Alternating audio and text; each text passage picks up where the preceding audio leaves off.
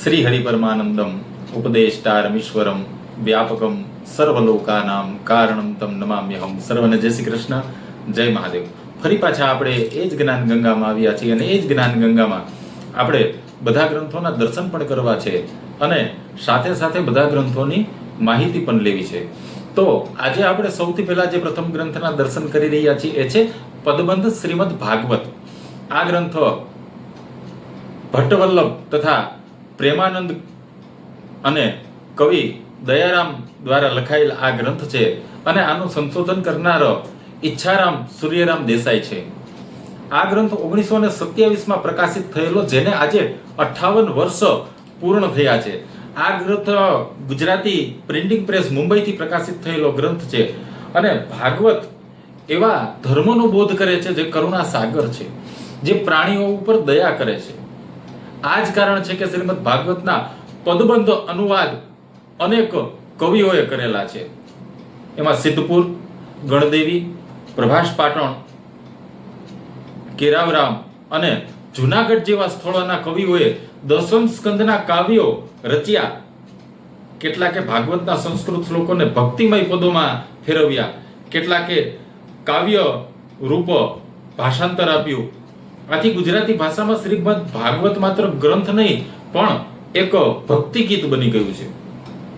કવિ પ્રેમાનંદે ભાગવતના દસમ સ્કંદ માટે જે પદબંધ રચ્યા છે તેની જૂની હસ્તપ્રદોનો અત્યારે ઉપલબ્ધ છે અને એ જૂની પ્રદોના આધારે ઈચ્છારામ સૂર્યરામ દેસાઈએ અગાધ મહેનત કરી અને ખૂબ સંશોધન બાદ આ ગ્રંથ આજે આપણી સામે છે, જે મનુષ્યના મનને શાંતિ દેનાર છે અને આનો આશ્રય કરી માનવ એના જીવનને ધન્ય ધન્ય બનાવી શકે છે.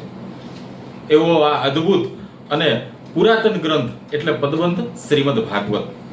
શ્રીમદ ભાગવત માત્ર ગ્રંથ નથી, એ ભક્તિનો સમુદ્ર, વિવેકનો પ્રકાશ અને ગુજરાતી સાહિત્યનો તાજ છે. ચાલો શ્રીમદ ભાગવતના શરણે જઈએ અને જીવનને ધન્ય બનાવી. એ છે શ્રીમદ ભાગવત, પદબંધ શ્રીમદ ભાગવત. ત્યારબાદ આપણે જે બીજા ગ્રંથના દર્શન કરી રહ્યા છીએ એ છે ભાગવત ભાષાંતર. આ ગ્રંથ મુંબઈ વેદ ધર્મ સભા કાર્ય મંડળી દ્વારા પ્રકાશિત થયેલો આ ગ્રંથ છે અને કેશવરામ હરિરામ આર્ય ધર્મ પ્રકાશ મંત્રી આના છે.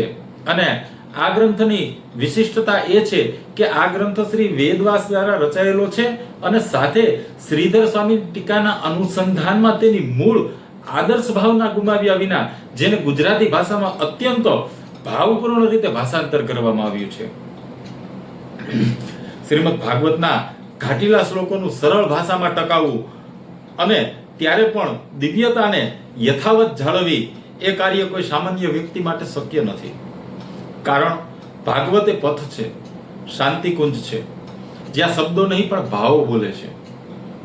એ જ કારણે આ ગ્રંથ શ્રીધર ટીકાને આધારી બનાવી અને મૂળ સંસ્કૃતમાંથી કૃષ્ણ ભક્તિની સુગંધથી સ્નાત થયેલ ગુજરાતી ભાષામાં આ અમૃત રૂપે પ્રકાશિત થયેલ છે. કોઈ પણ પાવન ગ્રંથ જ્યારે આપણે આપણી માતૃભાષામાં વાંચીએ ત્યારે તેનું સંગત આપણને હૃદયથી અનુભવી શકીએ છીએ. આ ભાષાંતર એ માત્ર અનુવાદ નથી, એ એક સંવાદ છે આપણા અંતકરણ અને ભગવાનની મધુર લીલાઓ વચ્ચે. આ ગ્રંથ માત્ર શબ્દોના અનુવાદ નહીં પણ ભગવત તત્વની અનુભૂતિ સ્પષ્ટ વર્ણન છે, જ્યાં ભગવાન શ્રી કૃષ્ણના ચરિત્રો માત્ર પાત્ર નથી પણ જીવન જીવવાનો માર્ગદર્શક બની જાય છે. આવો આપણે પણ ભગવત તત્વની અનુભૂતિ કરીએ અને આજ શ્રીમદ ભાગવત વાંચીએ અને આપણા જીવનને સાર્થક બનાવીએ. ભક્તિના માર્ગમાં આગળ વધીએ ને જીવનને ભક્તિમય બનાવીએ. જીવનમાં જ્ઞાન, ભક્તિ, વૈરાગ્ય આપનારા ગ્રંથ એટલે શ્રીમદ ભાગવત ભાષાંતર. ત્યારબાદ આપણે જે બીજા ગ્રંથના દર્શન કરી રહ્યા છીએ એ છે ભાગવત દર્શન.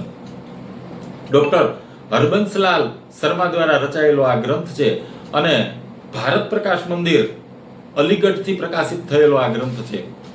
શ્રીમદ ભાગવત એ કાયમી જ્ઞાન અને ભાવનાનું મહાસાગર છે.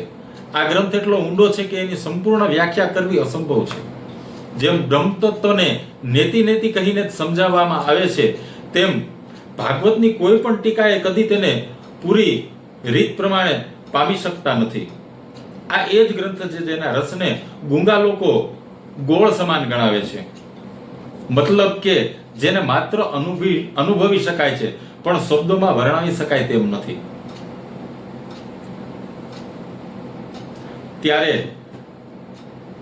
આ જે ગ્રંથ આપણે શબ્દોમાં વર્ણન કરી શકીએ તેમ નથી, કારણ ઘણા ગ્રંથો વાંચો અને ટીકાઓનું અધ્યયન કરો, જોવો, જાણો, ત્યારે આપણને ખ્યાલ આવે કે આ તો અસ્પર્શ્ય જ્ઞાન છે. જેટલા ઊંડા ઉતરો એટલું જ અકબંધ આપણને લાગે છે. આ શ્રીમદ ભાગવત એ એક જીવન રસમય અનુભવ છે. આ ભક્તિનો અમૃત કુંભ છે. શ્રીમદ ભાગવત એ માત્ર કથા કે નૈતિક શિક્ષાઓનું સંકલન નથી, પણ એ સાર છે જે વેદરૂપ કલ્પવૃક્ષનું ફળ છે.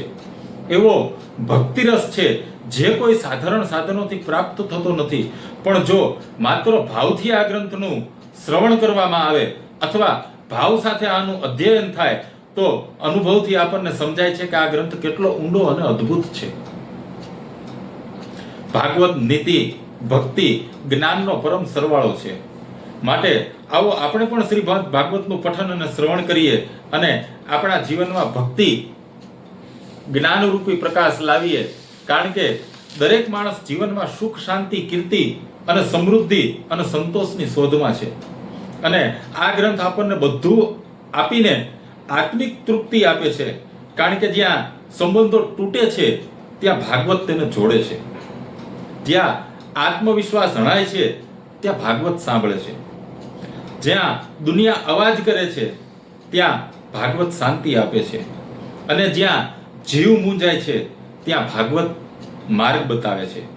અને જ્યાં ભગવાન છે ત્યાં બધું જ છે, અને એ છે શ્રીમદ ભાગવત દર્શન. તો આજે આટલા ગ્રંથોના દર્શન કર્યા અને આટલા ગ્રંથોની માહિતી લીધી.